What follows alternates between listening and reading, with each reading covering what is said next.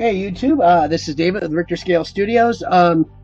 Probably showed you already. This is the Ultramarine Sergeant I'm trying to do for Games Day if I go. I have the ticket, but I still haven't made plane reservations or a definite hotel thing, so I might do it the next couple days.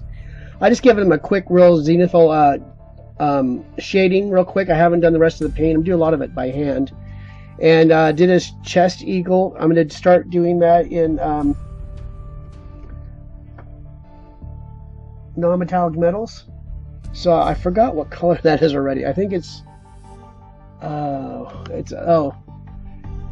scrofulous brown. That's going to start with like an orange brown to start with, and we'll see how we go from there. Did a really light coat of it. I'm just trying to get really light coats on this, and you see everything's glued on. Trying to make it very dynamic, like it's running. You can see that. There we go. And you can see it's got the flowing. I used a larger, I guess these are off of vehicles, these purity seals, but I just like the way they're flying off of them. Makes them a little more, like he has a little more authority. It's got a melta bomb. It's going to be done in red and non-metallics, like his helmet's going to be red. And then the sword will be non-metallic. I'm not sure if I'll do a red on there, or maybe a hazard stripe. Maybe a little bit of OSL on the plasma pistol. And then I have a little pin I put in, paper clip, for the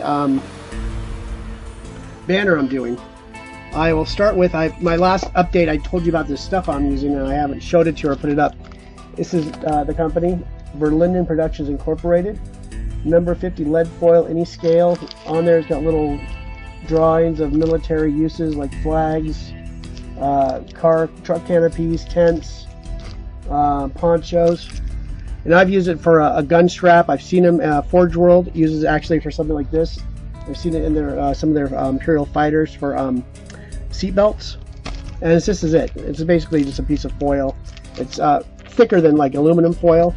It's got a lot of, it stays where you wanted to put it. Then I put some primer on the one for the banner, and it's already pretty much stiff.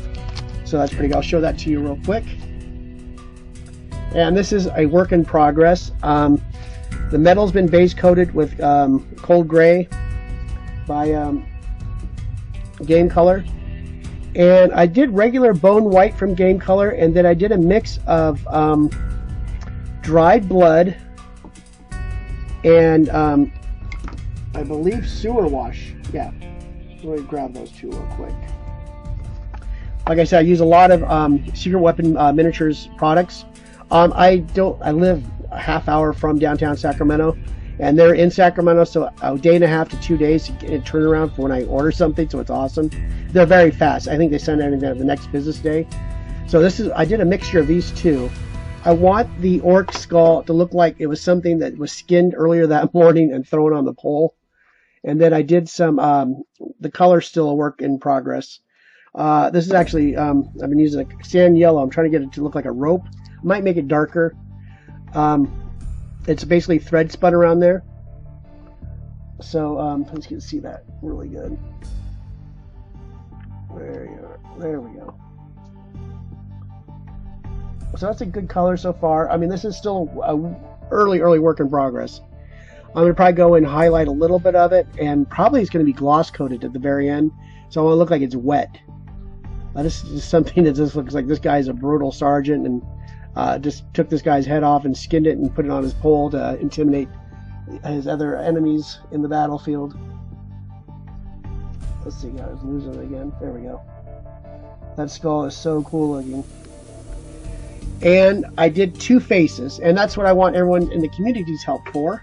Or not everyone, my subscribers and people interested in my work. It's kind of like Rocky 4. We got Sylvester Stallone, or Rocky. Let's see.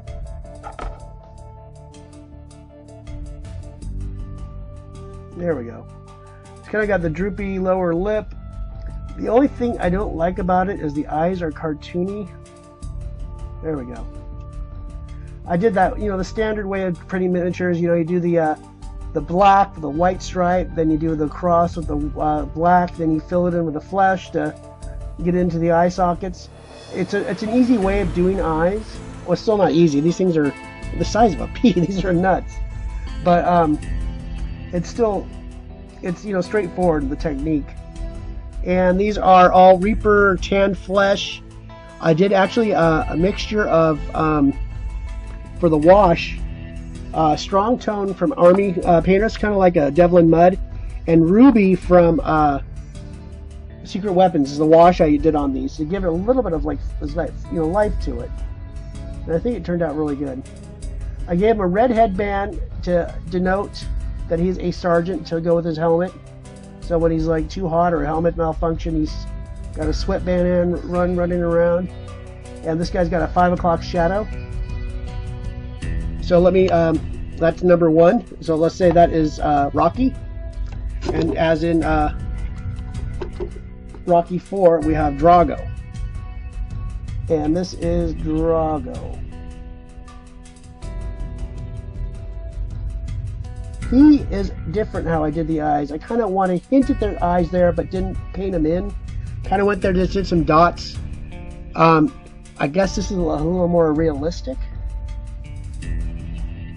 I gave him the blonde strawy hair.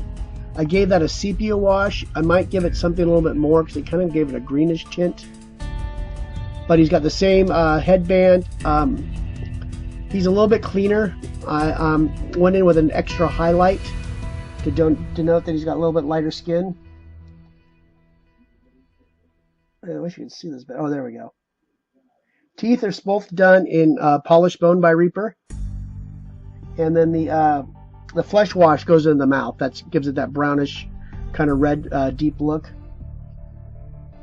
And then the flesh wash is used around parts of the eyes and the ears. And that's a large scar on his face right there. That's another reason why I didn't give him the 5 o'clock shadow. I wanted to keep that. So we'll put these both together. And I really appreciate this for giggles, and it would help me out a little bit. I personally like Drago now, especially if I'm going to compete with him. He's not so cartoony. I've seen, well, you go look in the Imperial Guard Codex, they have the cartoony eyes on the catechin, but these aren't catechin. These are going to be Ultramarine sergeants.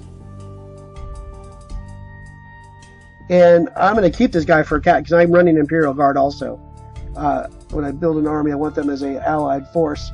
So I'm keeping whatever I have left over, but I still think Drago the blonde is better, more realistic, and a lot more serious looking. The other guy with that droopy mouth is kind of fun, but he looks more like Imperial Guard, kind of not so serious. So that is it. Oh, one more thing. The base. What did I do with it?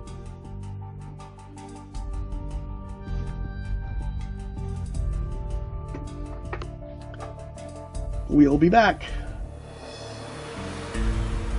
Hey, we're back. And this is the base. You've seen this before. I went in there with a pumpkin and earth mixture to give it another highlight, to give it more of an orange look like I was trying to go for. And this is the display base. This is Secret Weapon Miniatures. One of the display bases with a 25mm insert. I might use that still if I don't keep this one, but this one works perfectly with it, and save this for something else. And I'm got it traced out for their competition at Games Day. You have to have it on a playable base. So we have the playable base, but I want something to display to give it a little more, you know, character. So I'm thinking of build this out with sand, lower pieces of slate, then bigger pieces of slate on the back, like he came down a slate hill, or just, you know, some rubble. And I think that'll turn out good. See the colors there. Let me show you the color I'm going to be using. This is my Ultramarine armor base I mixed up. This is basically Imperial blue and Ultramarine blue, 50-50 mix in a 2-ounce bottle, so it's a bottle of each. And I like how that contrasts off of there. I think it'll look really good. He will be weathered a little bit around the feet, like I usually do with my miniatures, to show that he's got dust coming off of these things. So that is it for this update. I guess this is update number 2. The faces, I guess, are done. I really appreciate any comments on those, and then I will see you in the next video. And we still got the storm talent to work on, but I kind of just got really into these faces today. I did one, didn't like it, then did the other one. They're taking me about probably an hour and a half each to do. First one I did was all hand brushed. Second one, Drago, I base coated it with an airbrush, which I recommend that. It's a real light base coat, and really helps with the detail, especially when you're painting with a hand brush on it. Thin coats, because the details get really clogged up around the eyes real fast, and even the mouth. So just be really thin coats. I got a mixture of this is a custom mixture of drying retarder, flow improver, and distilled water, and also I use a lot of the Vallejo thinner too. The other stuff I like, the Vallejo thinner, the bottle I don't like it very much. The drops come out too hard, so I'm just doing 1 drop of paint, and all of a sudden 4 drops of that comes out, and I got to redo it all, and it's a big waste. So thank you for joining me, and we will see you in part 3 of this. Thanks.